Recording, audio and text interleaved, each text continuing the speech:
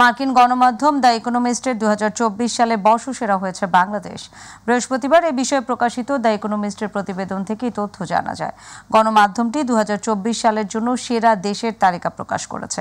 সেখানে বলা হয়েছে, সবচেয়ে ধনী, সুখী বা নৈতিকভাবে শ্রেষ্ঠ স্থান অধিকারী কিনা সেই হিসেবে নয়, সেরা দেশ বেছে নেওয়া হয় আগের 12 মাসে সবচেয়ে বেশি উন্নতি করেছে কিনা সেই বিচারে।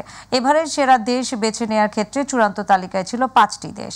বাংলাদেশ ছাড়াও সিরিয়া, আর্জেন্টিনা, দক্ষিণ আফ্রিকা এবং পোল্যান্ড রয়েছে এই তালিকায়। প্রতিবেদনে বাংলাদেশ সম্পর্কে বলা হয়েছে, আমাদের এবারের বিজয়ী বাংলাদেশ, যারা এক স্বৈর শাসককে উৎখাত করেছে।